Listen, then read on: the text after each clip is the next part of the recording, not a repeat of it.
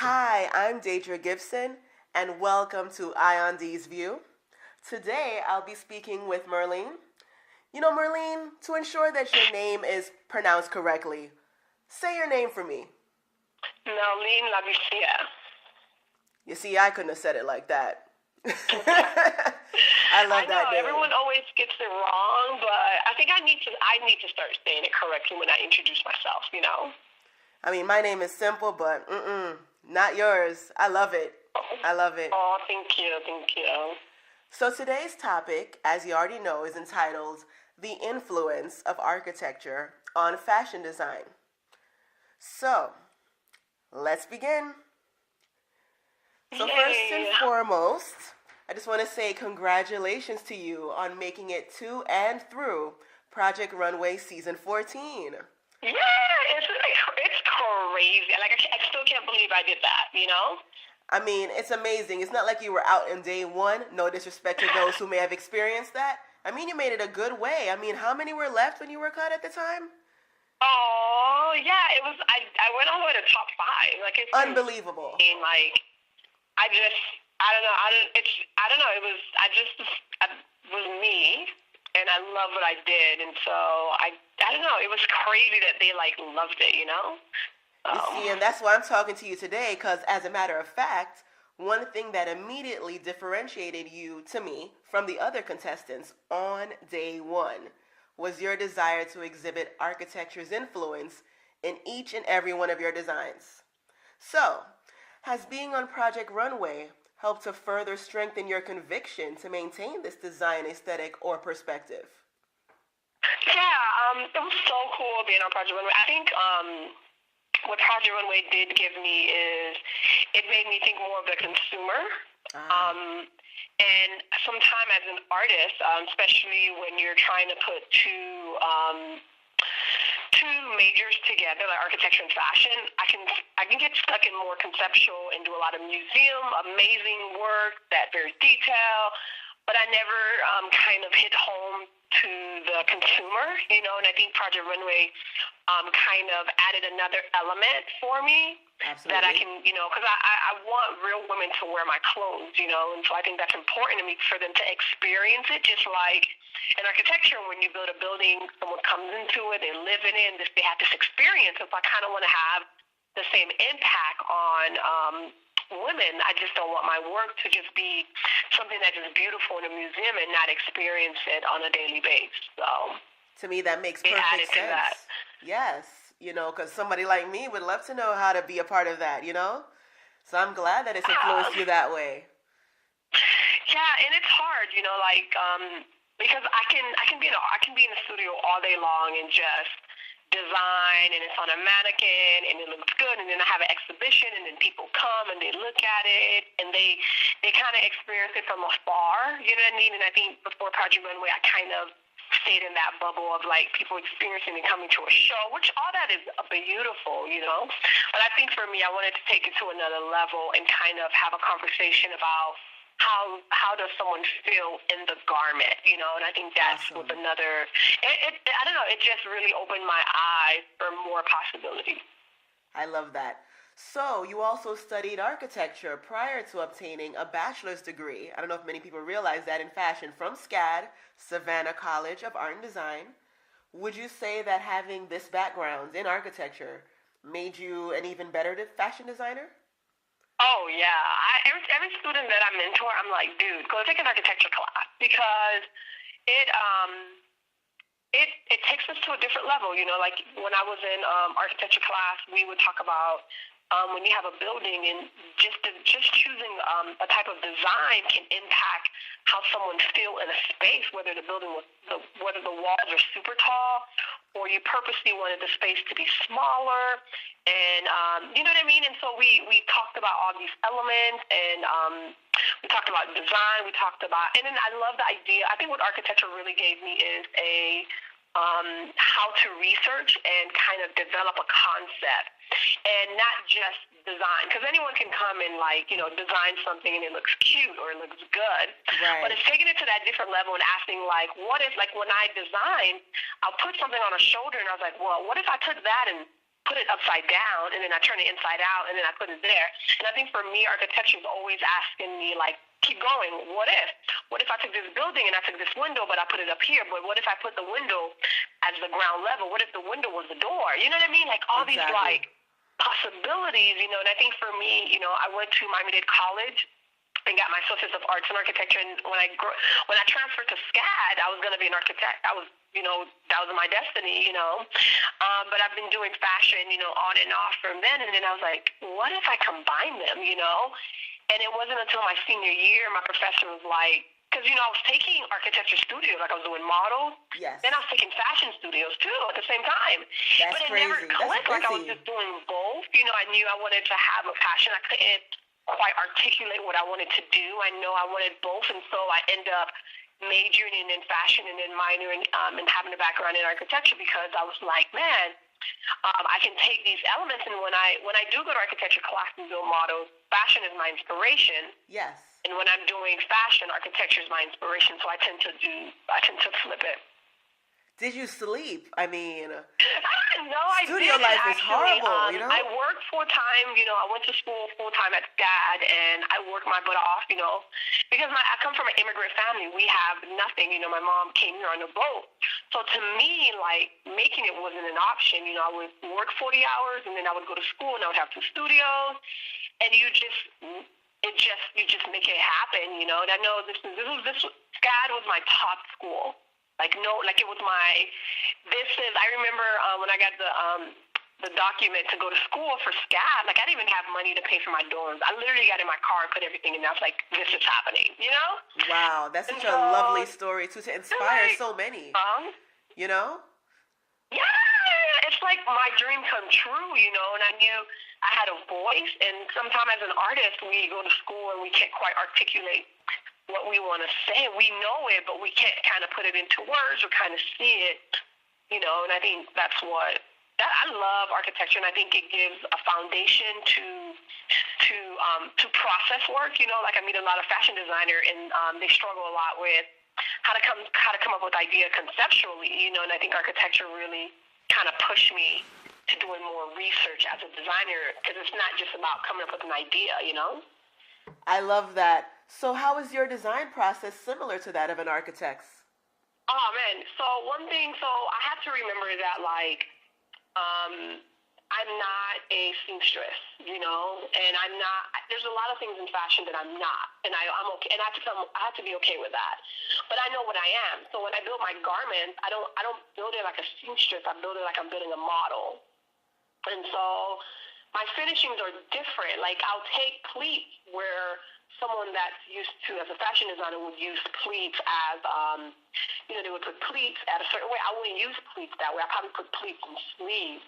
You know what I mean? Or like maybe put it diagonal. But I'm always going against the grain. You know, at first I was really mad. I'm like, man, I don't sew like her, or I don't. Darts are like drive me crazy. Darts are like what really fit the garment, you know? Exactly. And I would get mad. I'm like, why am I not? And I had to realize that I had to go with my strength. And so one of my professors looked at me. He goes, "You're not a seamstress, you know. He said, you're really good at building models. That's you. Then build models on the mannequin." And for me, he spoke my language, and it made so much sense. And so when I design, I start with shape, you know? Okay. I'll cut up, like right now for my fall 2016 collection, I'm doing the island of Haiti. So what I did is I took satellite view of all the maps of Haiti. I took it in different variety.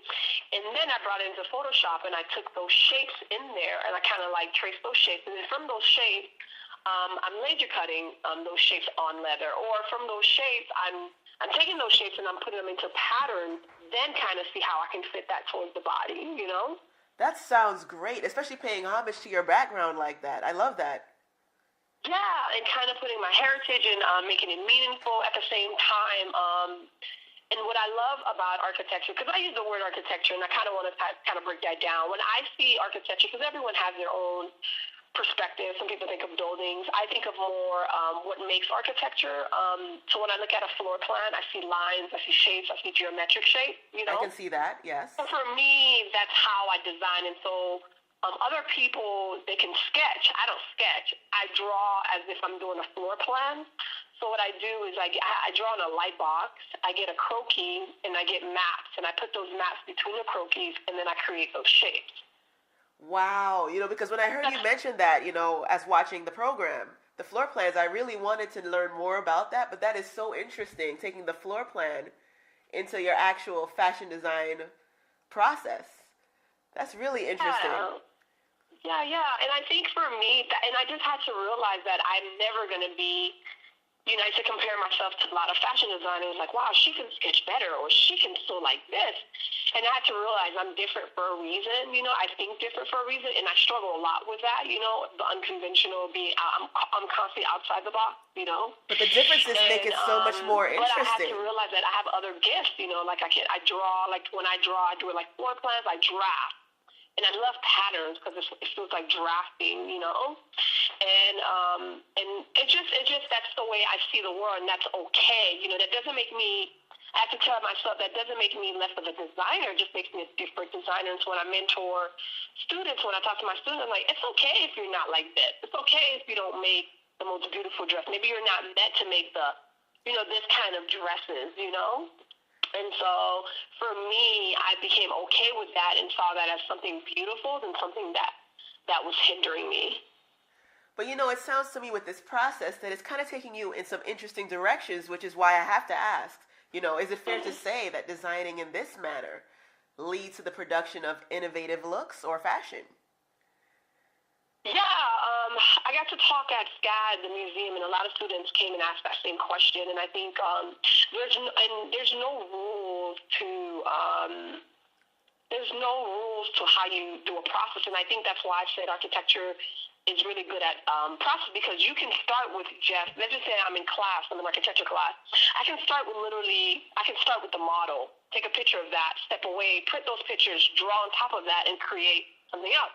I can start with just a section, or I can start with just a floor plan, but there's so many ways to start a conceptual. It's not just I'm going to look for inspiration, then I'm going to draw, then I'm going to create. And I don't think design is more of a linear thing, because I can start with just taking pictures and doing Muslim on the mannequin, take a picture, step back, take those pictures, redesign those pictures, or I can take those pictures and then put all those pictures together and do a collage and then come up with a design from that. You know what I mean? Exactly. And there is no one way to do it. Like the possibilities of what you can do. You can take that same garment, put it upside down, or just put it in the shoulders, and then take pictures of that and see what it comes. You don't know until you try, and so that's why for me, I love the idea of possibilities, and even in your process is possibility. It's not just a one-way, draw, create. It's like, why not create, then draw? And because you're constantly, a professor told me that, my architecture professor, I quote him all the time. His name is Mr. Wood.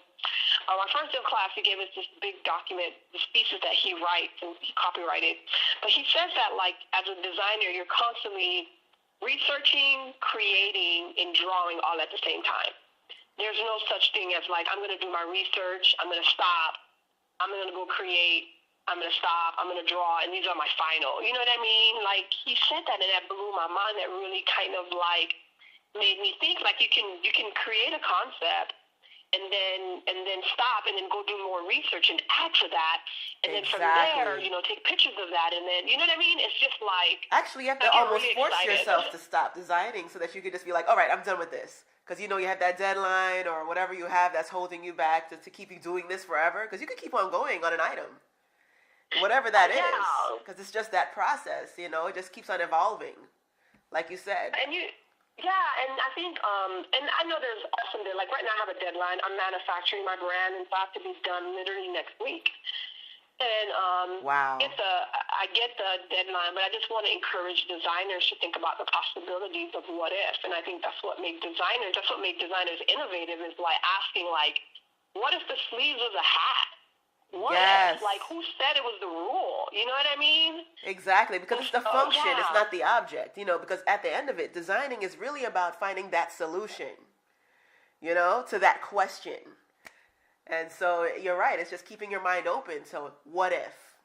What if, and we're scared to ask, what if the jacket was upside down? That's okay. It's okay to just do it and try it and take a picture. You know what I mean? And I think it's okay not to be perfect. And I think as designers, we just want to come up with the perfect concept, the perfect everything. And I think for me, it's okay to not be, and I struggle a lot with being perfect, like, oh, everything. And it's okay not to be perfect. It's okay, like, not to kind of know who you are as a designer. It's okay. And it's evolving. And I'm sure, like, I'm coming out with this brand right now. And I'm sure in 10 years, the brand will look the same as I started today. You know what I mean? But that's okay, you know? So, it's you mentioned something a while ago. You just touched on it. It's that idea of like those signature moves. And so, what architectural concepts, since we are kind of tying that together, are maybe typical, incorporated in the designs of your collections? So, so that people can kind of mark you. There may be some moves. What are those? I go back to the basic of geometric shapes. I'm obsessed with geometric shapes. I'm obsessed with how those geometric shapes kind of like collide or maybe don't collide. Okay. So when I see the world, and people laugh when I say this on the show, but I see 3D, and so when I say that is I took a 3D class, I took a 3D architecture class, when I was in Miami-Dade College, and he said that until you see the world 3D, it's kind of hard for you to do it, as an artist in your work, And so for me, when I look into the world, I'm always seeing planes, I see lines, I see shapes, I see 3D. I'm constantly seeing those things. That's how my heart kind of like go towards. And so whether I'm looking at, and I think everything is kind of broken down into geometric shapes, If you take an architecture building, if you break it down, everything is really lines, shapes, squares, circles that happen to come all together. That's all it is, You're right. It is form. You're right. Yeah. And so that's why I'm really fascinated about floor plans or sections or these elements, because I'm like, wow, you see this big building, but when you break it down, these are these amazing things that kind of like put it. So back to when you go back to my fashion work, it's because like I love it. So when I look at a body, I'm like, wow, a plane can go there. What if a shape went there, And so what if that shoulders kind of created two planes and then that happened instead of like a regular shoulder? So I think that's what kind of sets me apart of when I create. Is like I create like I'm creating a model, and that's how I see it. That's how I do it. And so lines are important, shapes are important, geometric shapes. Yeah, that's how I do it. Love it. Okay, in architecture, the materials of a building further aid in the expression of the original design idea or concept, if you will. Is there any material that you love working with?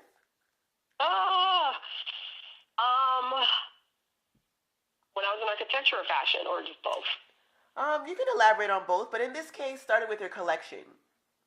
Yeah, okay, so right now I'm working on my collection, and I'm creating for the creative woman that works in a business environment. So that's kind of like the solution. That's a problem. I feel like there's a lot of creative women that works in a business world. They don't have really cool things to wear. And I think about me as a creative woman, and I'm a businesswoman, and I have my own business, and what I wear, and going to cocktail parties, going to business meetings, working in the office, working in my studio. And so for me, I wanted to solve that problem. And so right now, I'm working with sportwear material into my collection. And so I'm thinking of the woman that she is very, she's always on the go, but she wants to look very put together. And so I love sportwear because it's flexible. It's movable. I love like scuba diving and mesh and all of that. And so I try. My brain is kind of translating into architecture without me realizing. Like I have the mesh, which is there's an Instagram picture right now. She has a black. That's technically what my black suit would be. And the top is made out of mesh, but then it has the shape of the island of Haiti. And then the skirt's like a pencil skirt, and it's made out of scuba diving material because she needs to be put together, but she needs to be comfortable enough to go to work. Then after that, go to a museum red carpet. Nice.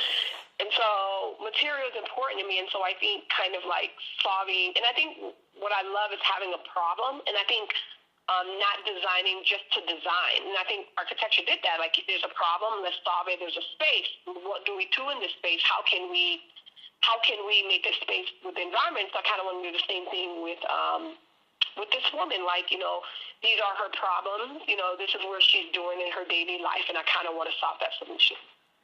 Trust me, I can understand that whole, not being comfortable in your outfit. It's like you want to look so nice, but at the end of a long day. So this is really an important problem to address. As a matter of fact, have you come across any new materials, that you haven't even touched yet? But maybe it's intrigued you that you would love to actually maybe introduce into future collections. Well, that's what I'm doing now. Like, I've never worked with the mesh. I've never worked with sportwear materials. So this is the new step for you. As I'm testing it, I'm learning about it right now, using, like, sportwear fashion, because it's a different, it's like knitwear. It's like a different ball game. And so I feel like I'm, like, kind of slowly getting into it now, So it's kind of like you're stepping into the now, like some people get rigid. Exactly. But I feel like you're always just kind of like, look, I did that. What's new for Merlin? You know what I mean? Like, what can I do? So it's like, exactly. Your love is just what's now. I'm in it, like, right now. And so it's crazy. I'm ordering fabric. I'm testing it. I'm having real women come to my studio. They keep a sample. They wear it, and then they give me a survey at the end of the month. Because it's not just about me creating. It's like, does this work out in the real world? So they're testing it out in their work environment to see how does it, how comfortable they feel at the end of the day, that type of process. That's kind of like your research so that you can make your product better. Yeah, and it's fun. And I think for me, like, and also part of this, I told every woman that come in my studio to bring 5 look that they love to go to work at. Like, there's, those 5 items, and I kind of talk about and kind of ask them why. A lot of it was like, oh, I want something that's very versatile, or maybe I can wear it here. And kind of hearing that and hearing, like, what would they love to wear and bringing that perfect dress that they have and ask them these amazing questions and kind of putting that into my research and absorbing that, Yeah. Getting a real experience, like, these are real women that works in environments. Some of them work at a, university because I'm here near SCAD, and so some of them are, graphic designers and they're photographers, and I went to a wedding recently, and the photographer just had, like, regular slacks and a T-shirt, and she was at a wedding, and I was like, that's my customer. Like, she didn't know what to wear. She wanted to be comfortable for this wedding. But she could look stylish, and she didn't know that. You know what I mean? Oh, my goodness, yeah. Now, that was a problem to solve, That's a problem to solve.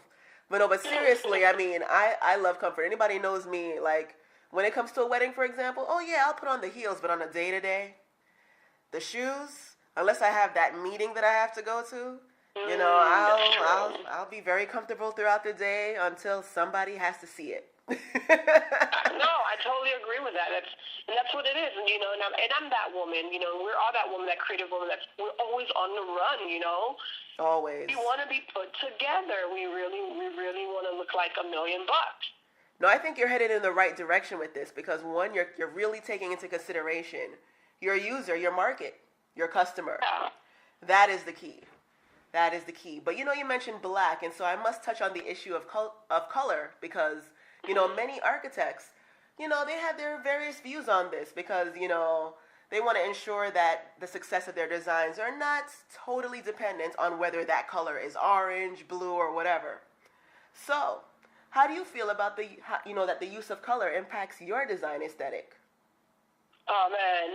So it was in a talk on Project Runway that I realized, I was like, what? I can put color, and it's amazing. And I'm obsessed with color, especially coming from a Haitian culture, and color come really natural to me, Exactly. And it's crazy. I remember designing prints for my senior collection, and I took fibrous class one summer, and I brought my senior collection for my final year of school, and my teacher was like, that comes too easy for you, you know what I mean? And so what I love is I do have this natural thing of creating prints and stuff like that, and the way I justify that in architecture is I think if you pick one color and do a monochromatic of it, you can do that in architecture. Then it's not looking too much pod. And there's been amazing designers out there, architects that have, include color into it, But yes. For me, I think what's so cool about it is I do monochromatic, and then you do something crazy. I think it enhances it. And you only have one element of color, then the aesthetic, and the color is not going against the aesthetics. Absolutely. I agree because, sometimes the color can be a distraction. It has to tie it together properly, and some people are really they just throw a paintbrush on it. And you must really pay careful attention to the application of color. I love it, And but you have to be careful. color's hard. You know what I mean? It is hard, and if you, like you said, if you don't know, it's a distraction. But at the same time, I think color. It can also highlight the good stuff. Exactly. Yeah. The focal point. Maybe that's what you want to say. And I think it's not about whether the color is right or the shape is right. I think it's all about your message behind your work. You know Exactly. what I mean? And not just the design in vain, but having a message. Maybe you wanted a focal point to be color, yellow, but then maybe your concept wanted this idea of the building reflecting the sun. You know what I mean? And I think it's not about whether the color or the element. I think it's about the story you kind of want to portray to people and kind of connect with people on that level. Exactly, because from the conceptual stage, it's all one statement that you're trying to convey. There's one big story, one message, and even down to that application of color, it has to continue that message. Exactly. And that's why I love the process, because the process forces you not to add anything that you don't want to add. Because if you're just designing just to design, you're like, oh, what about green?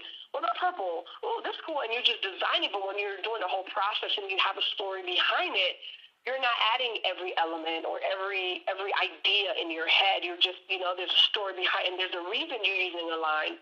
It's intentional. There's a reason you're using geometric shapes. Exactly. Yeah. So since we're talking about the influence of architecture, I really wonder if there's a favorite architect that you have out there right now. No, I don't have a favorite architect. I don't have a favorite fashion designer. The big artists that really influenced, like, the Baha movement, Yes, yes. That really has an impact on me. The modern architecture, the fathers of contemporary architecture really has an impact on me, and they still do, In what way? Buildings all the time, and I'm in all of them, but I always go back to the foundation right here. I just go back to lines. I go back to function. I go back to design and function. Yes. Those are kind of like my core. I go to Poland every year. Ooh. I love European architecture. I love European art. And I feel like when I go to Poland, they're still in the Baja movement, especially when you go to the museum, the way they lay out their programs and their flyers. It's like minimal, clean, and it's architecture. So I love that, Exactly. In a way, it kind of relates to your aesthetic when you think about it. Yeah, it does, and that's why I love it, and it impacts me right now as a designer. Even when I go, it's crazy. I went 2 years ago. I went to Poland as a hipster. And I had you as a hipster. You got holes in your clothes and your shoes, and you think it's so cool. And everybody over there was sophisticated. Literally, I threw all my clothes away on my way to America and got really sophisticated really fast. It was so funny. But it was just the experience of wow, look how, and it was a name brand. It was just how they carry themselves. It was sophisticated. It was just so posh. I loved it. And so I was like, that is the kind of woman I want to design for, and so that really kind of shifted my brain a little. So traveling does that to you. Traveling does expand the mind. Mhm. Now you did something that was majorly, risky for some, but you really succeeded at it, and that's that transitioning from architecture into the life of fashion design. What advice do you have for others who want to follow in your footsteps?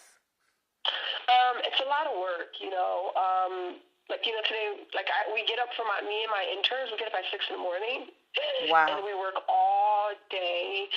I think finding your voice, and finding your story, and it's okay to fail. I fell a couple times. Right before Project Runway, I had a big pop-up shop, and it failed. Some of the garments wasn't fit right because I was going against the body and less with the body. And so before Project Runway, I was creating all these floor plan garments. I was taking those shapes and then I was putting it on the body. And then the critique at my audition was, if you go with the body, Merline, you're going to impact so much more. And I was like, what? So I was just if you go on my website right now, there's a portfolio right before, there's a collection right before New York Fashion Week that I got to attend. Well, I got to do it, top 6 at Project Runway got to show. You can see that collection, and then you can see my collection at Project Runway, and then you can see my collection now. And my brain is finally registering with the body, going with the body instead of going against the body, Yes. And so that really impacted me. That made my transition good. Before that, I would struggle because it would fit kind of awkwardly, but I love the awkwardly. But then people wouldn't get it, and so I was missing that link of like connecting it with the body. So that helped the transition. And I think like having a community, like for me, like I have people that are really for me that come in my studio and really help me. And I talk to people about business. I just have meetings. I set up meetings with people and say, hey, how to start a business, or how to right now manufacturing. And all it was asking people that have done it before and ask them what their steps are. And then I just keep crossing it out from the steps people give me. But I think for me is not knowing everything, and it's okay not to know everything, but it's okay to keep asking.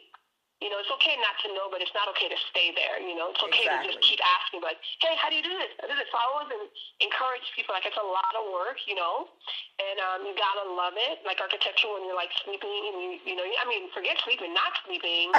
Exactly. I saw the sunrise many times. And like at those moments, you start dreaming about like, your life, like, what am I doing, But I think you have to have a passion for it. You have to really, really, really, really love it. And then you got to willing to ask questions and just ask people that's been doing it well, because I don't know everything. This is my first time manufacturing. This is my first time, getting to boutiques, talking to buyers, and it's big for me. But I'm just stopping to ask the question, doing line sheets, doing spec sheets, how architect students, we have to do like, we have to do floor plans and kind of put like the details of the building, and this is where the space is. Exactly. You do that in fashion too. It's called spec sheet. You literally have to do that so they can go and manufacture it, and it's just like the whole process of architecture. Like, you build a building, and then you have a floor plan, and then people come in, they got to build it, and you got to make sure the spec sheet, and then you got to make sure there's no like tension, the building is not going to fall. And you do the same thing with fashion.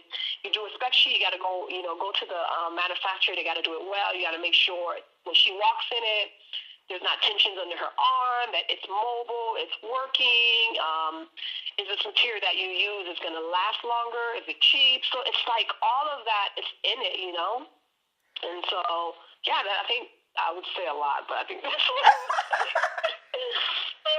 No, but what you really hinted at was just the passion.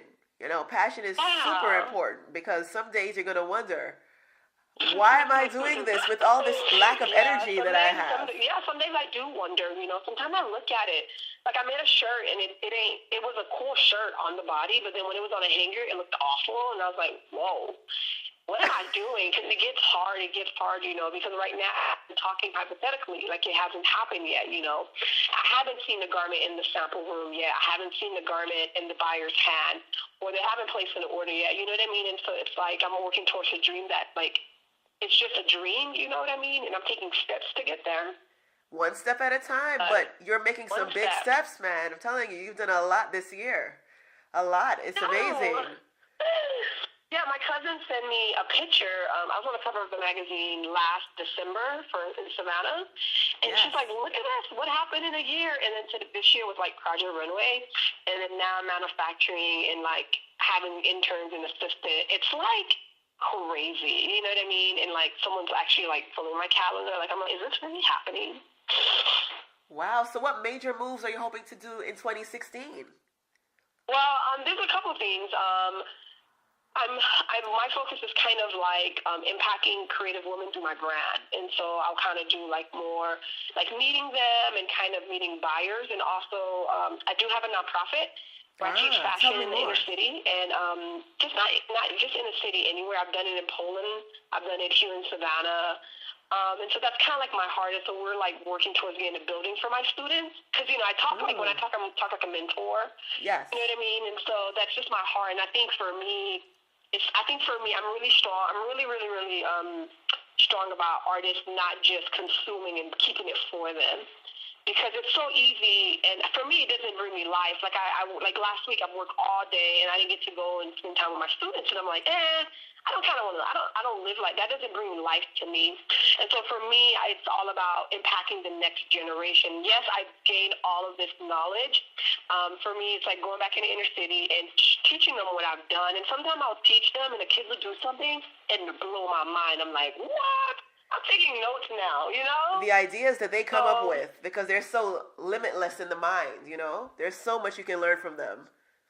Yeah, and it was cool being on Project Runway. It was cool to be on magazines, but I think for me the biggest like thing that really like set it off is, you know, when I have these students and they can't dream, and I tell them they can dream, and they dream, and then the runway come and they see their clothes on the runway.